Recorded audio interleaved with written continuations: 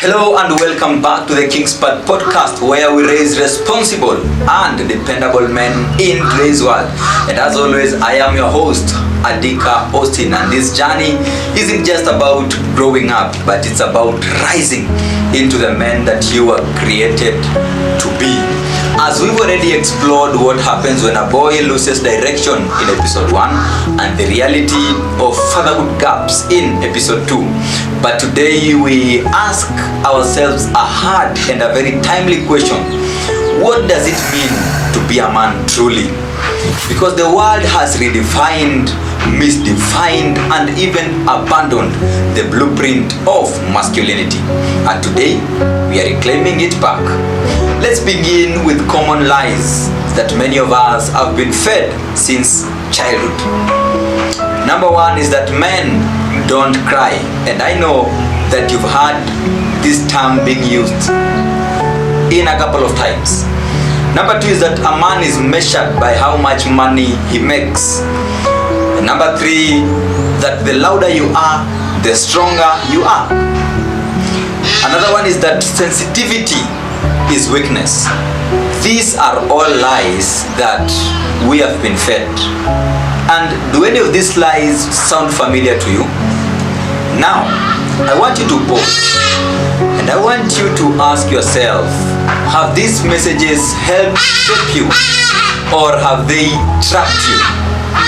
Because the truth is that many boys grow up performing tasks that require masculinity. They wear a mask, trying to appear hard, trying to appear dominant, and trying to appear distant. And yet, deep inside, they are hurting, they are confused, and they are exhausted. Because culture pushes boys into emotional cages. And when that pain isn't addressed, it leaks out as violence, pride, silence, or even depression. But let's look at the true model of manhood. We want to discuss of a man known as Jesus Christ. Because this man, he was strong enough to be able to flip tables. But he was indeed very humble enough to wash feet. He stood for the truth, but he didn't rush to prove himself. And yes, he cried, he rested, he served. That's not weakness as many may have perceived. But that is balanced masculinity. So how do we define a real man today? A real man is not someone who controls people, but a real man is someone who controls himself. He doesn't dominate others, but rather he's a person who leads with love. He's a person who doesn't suppress emotion, but rather he expresses them in healthy ways. Now let us break it down even further. A real man takes responsibility. He's a person who owns his actions, whether good, whether bad, or whether ugly. He owns up to them. And a real man protects. The presence of a real man brings safety and not fear. A real man provides not just money, but he provides wisdom, mentorship, and presence. A real man listens, he learns, and he apologizes when he's wrong. A real man respects women, not because he wants something from them, but because they carry God's image. Because in this life, I've learned that you don't have to be loud to be respected. You don't have to be called to be taken seriously. You don't have to have it all together to be able to walk with purpose. You just need to be real. And there's a verse that gives us such powerful foundation from the book of 1 Corinthians chapter 16, verse 13 and to verse 14. And it said that you need to be watchful and stand firm in the faith. Act like men. Be strong. Let all that you do be done in love. Now let us break that down even further. When the Bible says that be watchful, it means that a man should be aware, because a man protects his household, guards his heart, and sees what other people ignore.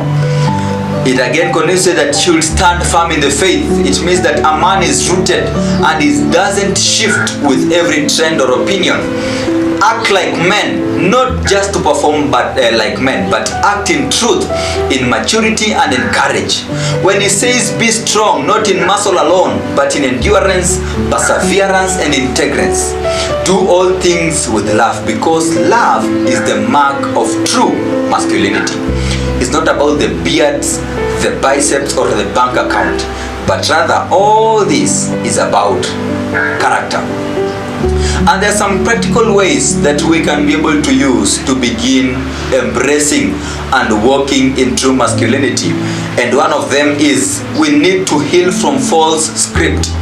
Because when you think back, who told you what a man should be? Was it healthy? Was it biblical? Because you can't build a new identity without tearing down the wrong foundation.